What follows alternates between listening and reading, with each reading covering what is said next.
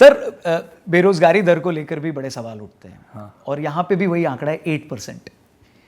तो कई सारी रिपोर्ट्स ऐसी आती हैं, और अब तो जब एआई आ रहा है तो कई सारे ऐसे सेक्टर्स हैं जहाँ पर वो और नौकरियाँ खाएगा।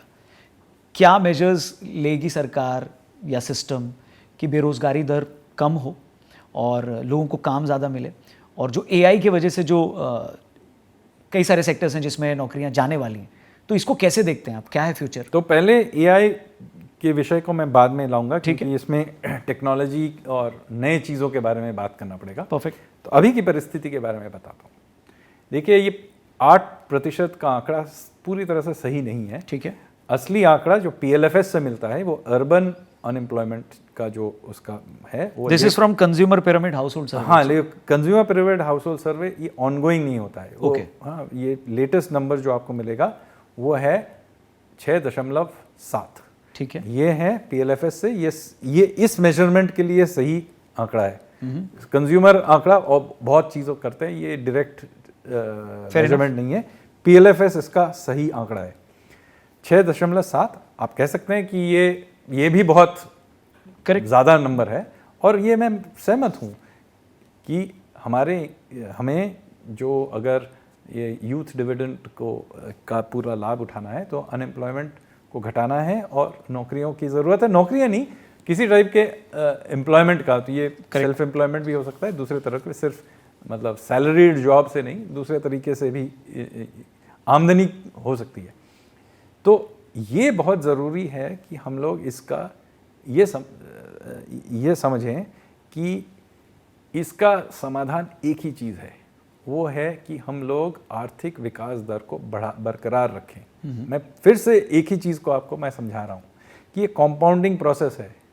तो इस इकोनॉमी को बढ़ाते जाना है, नए नए क्षेत्रों में जाके इसका इकोनॉमिक ओपनिंग करना है। जैसे मैं देखता हूँ, देखिए देश के ऐसे बहुत क्षेत्र हैं जहाँ एक्चुअली शॉर्टेज है। दक्षिण के कुछ प्रांत हैं, हाँ, गुजरात है जी, वहाँ तो लोग जाते हैं काम करने के लिए, लोग मिलते नहीं हैं। हाँ जी, ऐसे बहुत मतलब स्किल्स हैं जिसमें शॉर्टेज है। तो ऐसा नहीं है कि हमारा जो ये सिस्टम है ये मतलब जॉब क्रिएशन नहीं कर सकता, लेकिन इसको बरकरार रखना ये एक बहुत ज़रूरी है, और नए नए क्षेत्रों में इसको फैलाना, जैसे यूपी बिहार में इसको फैलाना, ये ज़रूरी है।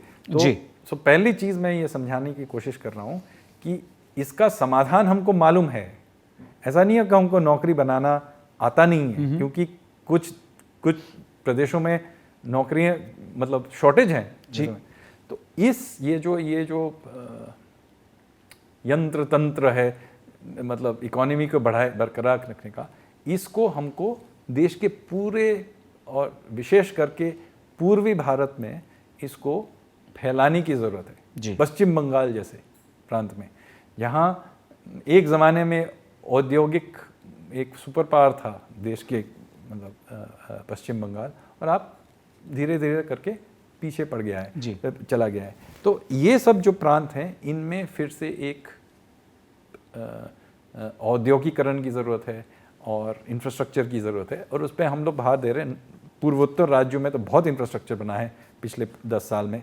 तो ये जो इंफ्रास्ट्रक्चर बनाना, ईज़ ऑफ डूइंग बिजनेस बनाना, एक इकोनॉमिक इनोवेशन का कल्चर लाना, ये बहुत ज़रूरी है जी। और इसी से नौकरियां बनेंगी। ये सरकारी नौकरी बनने से ये हम आगे नहीं बढ़ पाएंगे। ठीक है, उसमें हम लोग कुछ नौकरियां देंगे ज़रूर, लेकिन एक राउंड के बाद फिर क्या होगा? हम लोग फिर वही कहीं से टैक्स तो लाना पड़ेगा उनके सैलरी देने से, कहाँ से आप फिर वही कहेंगे मध्यम वर्ग पे आप टैक्स डाल रहे हैं। तो इसीलिए ये सिस्टम को अगर जब तक ये विकास दर हम बरकरार नहीं रख पाएंगे तब तक ये नौकरियां नहीं आएंगी। ये इसीलिए मैं बार बार एक ही चीज़ पे वापस जा रहा हूँ। निवेश करना है सरकार की तरफ से, निजी क्षेत्र की तरफ से, बाहर से हम लोगों को मल्टीनेशनल्स को यहाँ लाने की ज़रूरत है, जिससे ये गति बरकरार रहे। करेक्ट, परफेक्ट है सर।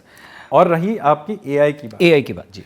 अब देखिए, ये स्वाभाविक है कि टेक्नोलॉजी बदलता रहेगा।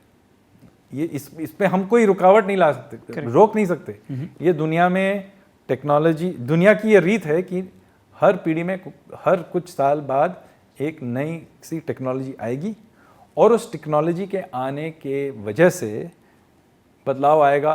नौकरियां जो पहले थीं वो ख़त्म हो जाएंगी और नए तरीके के नौकरियां आएंगी। जैसे आप अपना ही जो आप पेशा सोचिए, सोशल मीडिया में आप पॉडकास्ट करते हैं, सोशल मीडिया इन्फ्लुएंसर हैं वगैरह। अब आप 10 साल पहले भी अगर किसी को बताते कि ये सोशल मीडिया इन्फ्लुएंसर है, ये एक प्रोफेशन है, लोग आप पे हंसते। लेकिन अब देखिए कितने लोग इस पे, मतलब देखिए इस कमरे में ही कितने सारे लोग हैं जिस पे इसके आधार पे अपनी रोजी रोटी कमा रहे हैं। एब्सोल्युटली। ये पूरी तरह से एक नया क्षेत्र है। तो इसी तरीके से एआई में भी यही होगा। कुछ जो पुराने ऐसे पेशे हैं वो धीरे धीरे बिखर जाएंगी और कुछ नए पेशे जो हैं निकलेंगे।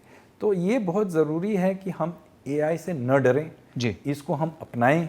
इससे जो हमको अवसर मिलेंगे, अपॉर्चुनिटीज़ मिलेंगे, उसको हम लोग देखें। और बहुत ज़रूरी है कि हमारे पास एआई की तकनीकी क्षमता हो इस देश में, क्योंकि हम चाहें ना चाहें एआई आगे बढ़ेगा और चीन इसमें बहुत आगे बढ़ चुका है हमसे। तो इससे डरना हमें नहीं चाहिए जी, इसको हमको अपनाना है, क्योंकि हम अपनाएं ना अपनाएं ये तो दुनिया आगे बढ़, एआई लेके आगे बढ़ने ही वाला है। चीन तो बहुत आगे बढ़ चुका है, लेकिन हमको भी इसको अपनाना पड़ेगा जिससे हम आगे बढ़ें। इससे डरने की कोई जरूरत नहीं।